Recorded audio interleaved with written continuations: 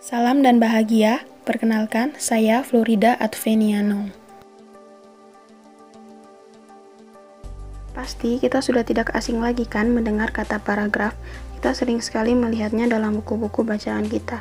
Tetapi apakah kita sudah mengetahui apa itu paragraf? Jadi, mari kita bahas bersama. Pertama, definisi paragraf. Menurut Wiyanto, paragraf sebagai tulisan yang membentuk kelompok kalimat yang ditandai dengan kalimat awal menjorok ke dalam. Menurut Tarigan, paragraf merupakan seperangkat kalimat yang membentuk satu kesatuan utuh dan digunakan untuk menyatakan ekspresi jalan pikiran penulis kepada pembaca. Menurut Ghani, paragraf sebagai susunan yang secara utuh dan padu membentuk satu pokok pikiran. Yang kedua, syarat pembentukan paragraf. Paragraf dikatakan lengkap apabila penyusunannya memperhatikan komponen berikut. Yang pertama, kohesi. Kohesi dapat juga disebut dengan kesatuan, yang dapat diartikan bahwa dalam paragraf hanya memiliki satu pokok pikiran. Pokok pikiran tersebut perlu dijelaskan oleh kalimat yang lain, seperti pada contoh di atas. Yang kedua, ada koherensi. Koherensi adalah keselarasan yang terdapat dalam suatu paragraf. Keselarasan yang dimaksud terdapat kekompakan kalimat-kalimat dalam mendukung pokok pikiran dalam suatu keselarasan. Seperti pada contoh di atas, PUBG Lite adalah versi rendah dari game PUBG versi reguler. Kalimat tersebut adalah kalimat utama atau pokok pikiran, sedangkan kalimat-kalimat di bawahnya adalah kalimat yang mendukung pokok pikiran dalam suatu keselarasan tersebut. Yang ketiga, keruntutan. Penulisan paragraf disusun memperhatikan sistematis penyusunan kalimat, sehingga pada paragraf tersebut jelas alur konsepnya. Yang keempat, kelengkapan. Paragraf harus memiliki ide pokok yang berfungsi sebagai topik dalam paragraf. Selain itu, paragraf juga harus memiliki kalimat penjelas sebagai pendukung ide pokok dalam kalimat utama. Seperti pada contoh di atas. Pada paragraf di atas, kalimat 1 yang dicetak miring adalah kalimat utama, sementara kalimat 2 hingga 7 merupakan kalimat penjelas dari kalimat nomor 1 tersebut. Perkenalkan, saya Istifarin NIM 059 akan menjelaskan mengenai jenis paragraf berdasarkan letak kalimat utama. Yang pertama, paragraf deduktif. Paragraf ini letak pokok pikirannya berada di awal paragraf, kemudian diikuti oleh beberapa kalimat penjelas. Pokok pikiran tidak harus di kalimat pertama, bisa saja ditemukan di kalimat kedua dalam paragraf. Contoh, belakangan ini, kegiatan belajar mengajar bisa dilakukan secara online tanpa perlu tatap muka. Di era teknologi yang sudah sangat canggih seperti sekarang, ada banyak situs internet yang menawarkan jasa belajar online, baik yang berbayar atau gratis. Situs internet ini misalnya saja Viper Video. Sistem belajar di mana saja dan kapan saja jadi salah satu keunggulan belajar online.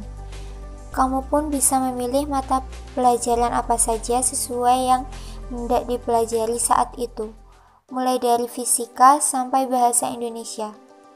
Yang kedua, paragraf induktif.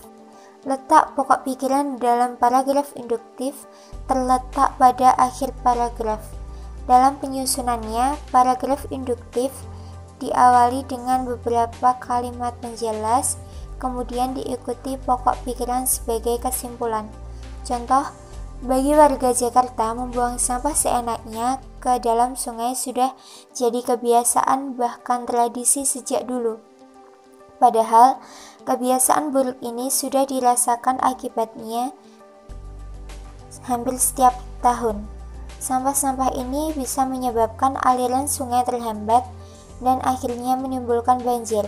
Tidak heran apabila banjir yang terjadi di Jakarta seringkali disebabkan oleh tumpukan sampah yang menghambat aliran sungai. Yang ketiga, paragraf campuran. Paragraf campuran adalah paragraf yang diawali dengan pokok pikiran utama pada awal paragraf dan diakhiri dengan penjelasan di akhir paragraf. Perlu diingat, dalam paragraf jenis ini tetap hanya memiliki satu pokok pikiran utama di awal, kemudian diikuti kalimat penjelas dan diakhiri dengan penegas. Untuk pokok pikiran dengan bahasa yang berbeda. Contoh, hutan memiliki manfaat yang luar biasa bagi kita. Di hutan tumbuh bermacam-macam tumbuhan yang dapat mencegah banjir, erosi, dan tanah longsor. Hewan-hewan juga dapat hidup bebas di hutan. Kita juga dapat memanfaatkan hutan sebagai tempat wisata. Hutan memang seharusnya dijaga karena bermanfaat bagi kehidupan kita. Nama saya Novita Riada Orolaleng, NIM 2019-017-075. Saya akan menjelaskan jenis-jenis paragraf berdasarkan bentuknya.